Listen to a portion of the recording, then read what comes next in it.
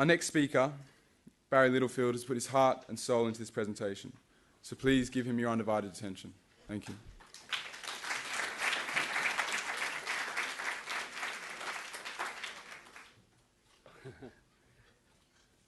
Can you hear me okay? Okay, good.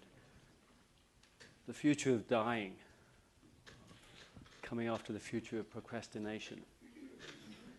I can't really help thinking that somehow I drew the short straw here. If I were you, I'd be sitting there thinking, what on earth is he going to talk about? And in fact, to be honest with you, the last thing that I want to talk about is, in fact, dying.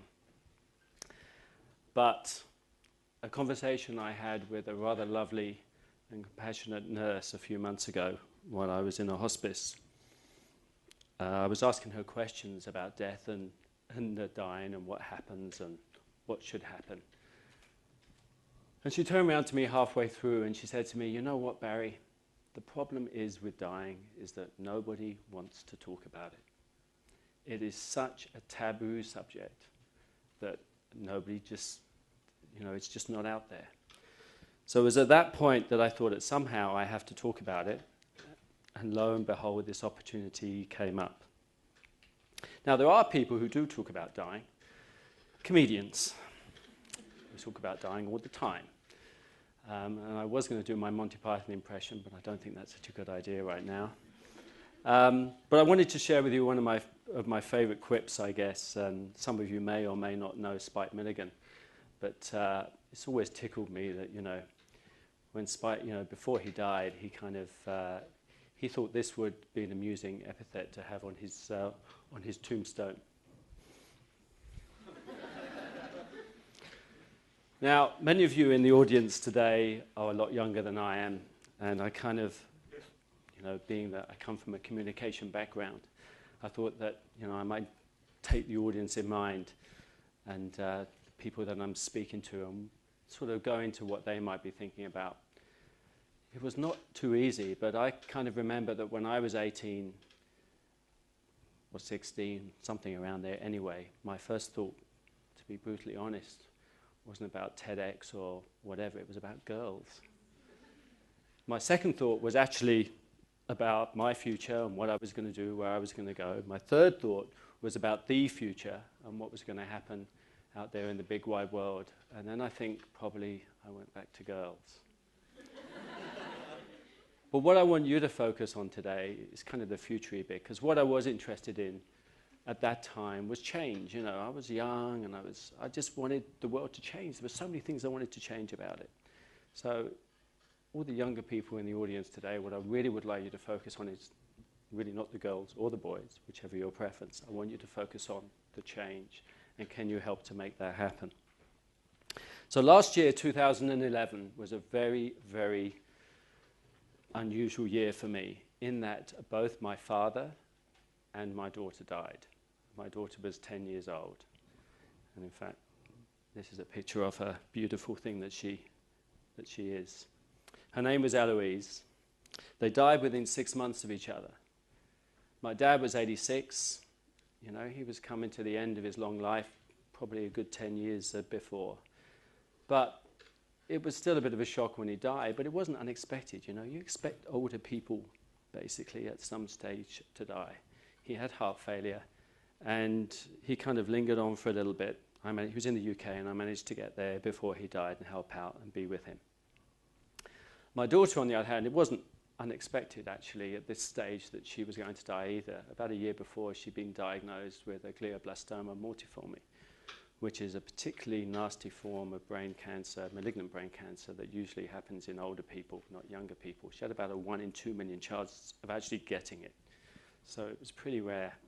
She fought a very valiant battle. She had a great year after she was diagnosed. She was operated on by Charlie Teo, who some of you may know or have heard of. He did a fantastic job. And she was cared by a fantastic team at the Sydney Children's Hospital. That's not unusual. I'm sure there are people in this room who have lost treasured loved ones, mums and dads, sons or daughters, and maybe friends or maybe pets, maybe treasured and loved pets. What is unusual was that both of them asked me to kill them. Now just think about that for a second. Two of the people, that I love the most in my life, actually looked me in the eyes and said, "Please kill me." Now with my dad, he was about 3 days away from dying. He was wasted, he was thin. He was in a lot of, he was scared. He was really scared of dying. And he was very stressed. And he just grabbed me one day, about 3 or 4 days out, and said, "Please, please, Barry, finish it for me now. I've had enough." My daughter, it was very different. It was about 2 months before she died. She'd just been, we just had a scan. We found out her tumour had come back. It was pretty unexpected, really. We thought we were doing so well. And between scans, the tumour grew from basically 0 to about 3 centimetres, which is pretty large in tumour terms when it's in that bit of the frontal cortex you were just talking about right now. She'd actually had a previous operation, had half of that out, so she was doing pretty well. And she looked me in the eye as well, and she said to me from her bed, she said, "Dad, I've had enough. It's my time. I need to die." She knew she was going to die. But she wasn't in any pain, she wasn't in any trouble. She was laughing, she was running, she was walking, she was eating, she was having fun, she was being the usual mischievous little imp that she was.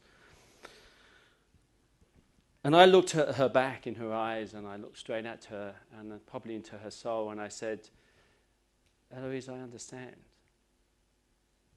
And she said, "Well, can you kill me now?" Because she didn't want to do the suffering bit. And I said, "No, sweetheart, I can't kill you now. I go to jail." She said, you can shoot me." I said, "No, I can't. I can't actually do that either. But what I can do is I can make sure that you're not going to be in any pain. I promise you that. I will not let you feel any pain." And I don't think she did. She did a little bit. A couple of weeks later, she started to get a couple of headaches, which got more and more severe. But I think at that point, not only did she know she was going to die, but I think at that point, she wanted to die with dignity. She wanted to die with her family and friends around her, having said goodbye to her closest family and friends. She wanted to die in her bed, in her bedroom, with her favourite teddy Whitey, cuddling him as she always did at night. She had this little old pillowcase that when she was a baby, she used to scrunch it with her feet, with her toes. Scrunchy. And I think she wanted to just say goodbye to everybody. She wanted to press a button or whatever system we could invent, and she wanted to go to sleep and not wake up. And for that would have been her dignified death. As it was, what happened was she started to get more and more severe headaches. She started to vomit. She started to waste away. She started to feel extreme nausea as this tumour got bigger and bigger. And of course, she went on to morphine and morphine derivatives, etc., and we kept her pain-free. But, she did not die without suffering. Yes, she was pain-free, but she suffered. And she didn't need to suffer. And as a father, as a parent, and I think looking around this room here, just about everybody here, I think, seeing one of your loved ones suffer is the worst thing you can do and have to do. And knowing that maybe that didn't have to happen is even worse. This is the Facebook post that I put up. I was going to read this out, but I couldn't do it, so I kind of recorded it. As morning breaks in Manly, my brave, beautiful daughter, Eloise, is hanging on to life by a thread. She has fought the unwinnable battle with tremendous courage, and it hasn't done her any favours. It's been harrowing to watch her life force diminish, her little body shrivel, as lack of food and water takes its toll. She told me she wanted to die 2 months ago, and I haven't been able to grant that final wish, giving her a dignified death. Instead, she has wasted away. Yes, mainly pain-free thanks to morphine, but hardly without suffering. It is a cruel and inhumane way to end a beautiful life and radiant spirit. So I didn't come here today to make everybody really upset or down. So what I came here today was basically to make a plea, and that's the plea that I think it is time for people who are terminally ill to be given the option to die a dignified death. Now, everybody will have their own way of dying in a dignified way, and of course there have to be safeguards and appropriate restrictions placed around that. But it's past time, I think, for a civilized society, a humane, compassionate world. It is past the time when this should be able to happen. And around here, as I look in the audience, I see many young faces, and I guess I have an appeal to you, really, to help to make this happen. Have a think for a second. If you were terminally ill, if your life was ebbing away, how would you like to die? Would you like to waste away and suffer? Or would you like to die in a different way? Perhaps with your own individual dignity. And if one of your loved ones was terminally ill and asked you to help them die, what would you do?